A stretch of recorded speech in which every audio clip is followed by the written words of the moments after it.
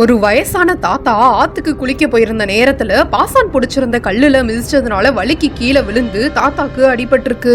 உடனே மனசுடைந்த தாத்தா அடிபட்ட வலிய தாங்க முடியலையே, வயசான காலத்துல நம்மலாம் உயிரோட இருந்து என்ன பண்ண போறோம்னு யோசிச்சுக்கிட்டே படுத்து தூங்கி இருக்காங்க.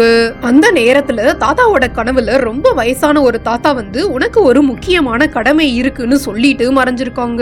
அடுத்த நொடியே அரண்டி எந்திரிச்ச தாத்தா கனவுல வந்தது யாரா இருக்கும், எந்த கடமைய செய்ய மறந்தோம்னு யோசிச்சுக்கிட்டு இருந்த சமயம் அகத்திய முனிவர் வந்து இங்க இருந்து கிழக்கு திசையில தெரியிற வாழை மரத்துல இருந்து 9 வாழை இலைகளை அறுத்துட்டு 9 விதமான பூக்களை பறிச்சுட்டு இந்த இடத்துக்கு வந்து இந்த ஆத்துல ஒரு இலையில ஒரு பூவா வச்சு 9 பூ இலைகளை மிதக்க விடு. அந்த 9 பூ இலைகளும் எங்க எங்க கரை ஒதுங்குதோ அங்கெல்லாம் சிவலிங்கத்தை வச்சு வழிபடுன்னு சொல்லிருக்காங்க. உடனே தாத்தா இந்த விஷயத்தை தான் கனவுல வந்து கடமைய முடின்னு சாமி சொல்லியிருக்காங்கன்னு தெரிஞ்சுக்கிட்டு முனிவர் சொன்ன மாதிரியே செஞ்சதாகவும் காலப்போக்கில் கோவில் கட்டினதாகவும் 9வது இந்த இடத்துல கரை ஒதுங்கினதுனால இங்கே இந்த கோவில் வந்ததாகவும் சொல்றாங்க.